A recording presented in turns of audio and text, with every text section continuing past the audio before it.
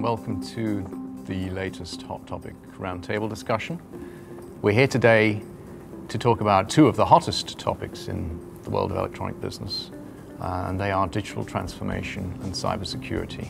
Our emphasis is on cybersecurity, and we'd like to draw out some of the implications of digital transformation for that field.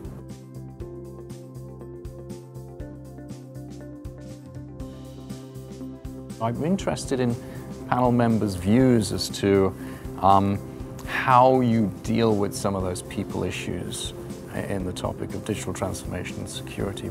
Brian, maybe you could share your thoughts on that. So for me, I think it was about changing my mindset.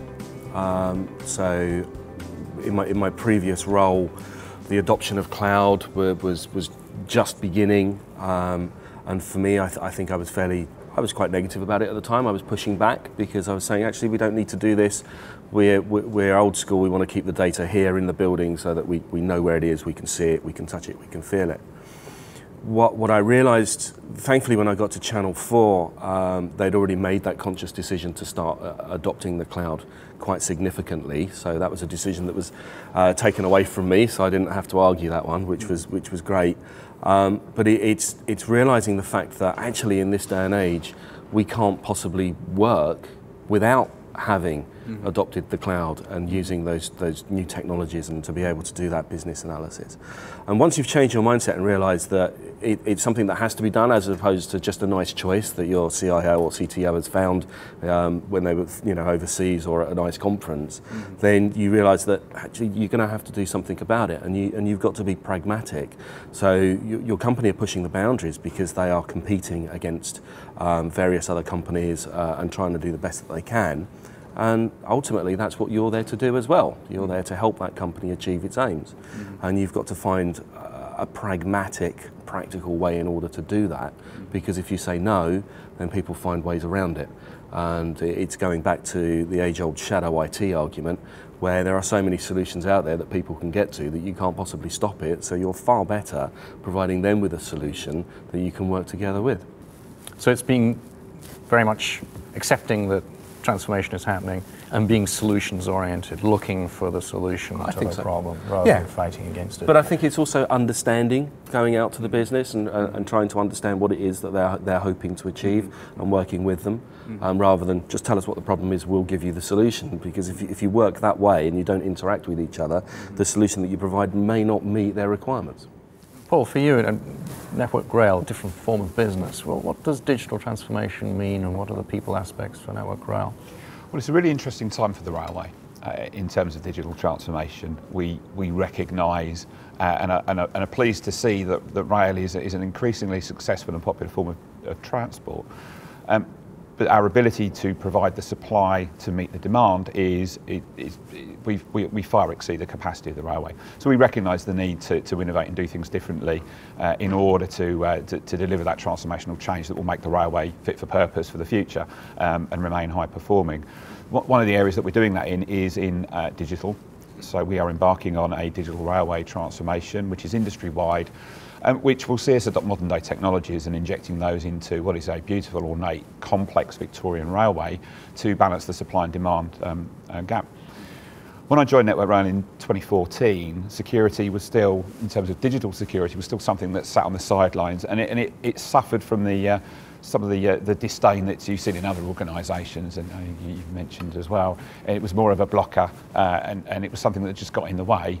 And as we know now, with the speed of digital into organisations, shadow IT, it's something that's got to be embraced and done with the business. And rather than regulate it and tell them what they can't do, it's about supporting them to exploit the opportunity that digital does and exploit that in a safe and secure way.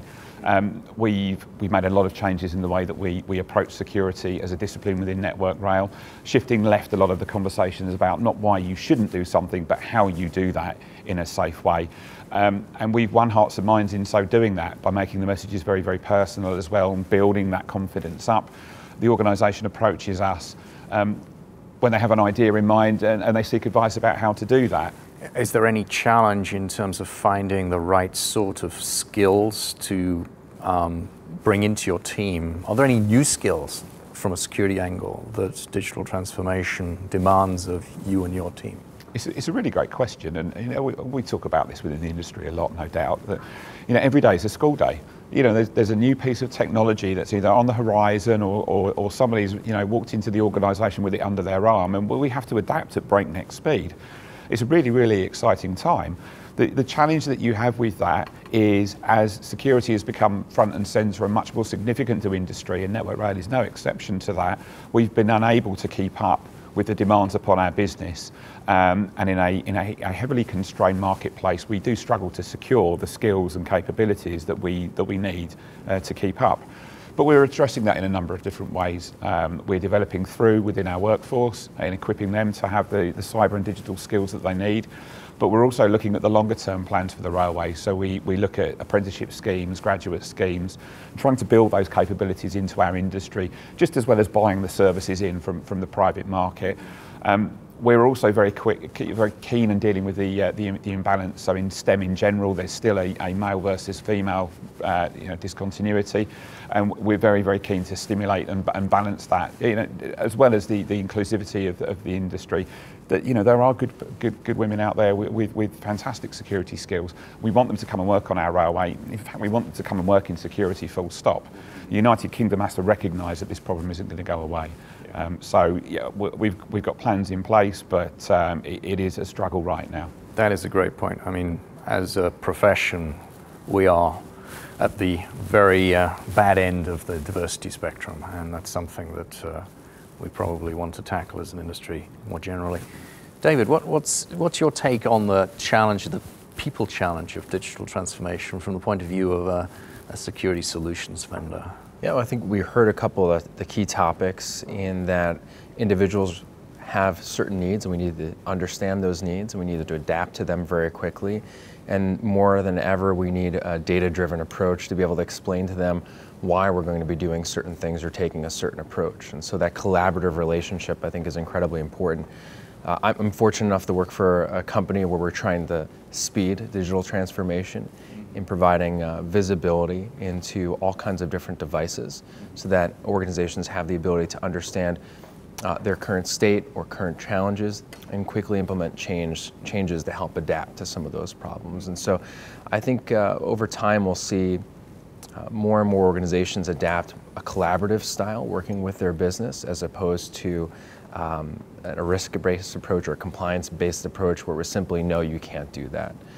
So I think that's changing in just about every industry, and I think the primary driver for that is it's so easy to work around your IT organization or security organization these days. And, as you mentioned before, things like the cloud or software as a solution, right, or a service, all those things provide our businesses with the ability to go out and purchase something without involving IT or security. And so it's, in a way, it's a challenge, but it's also made us a lot more effective as a business partner.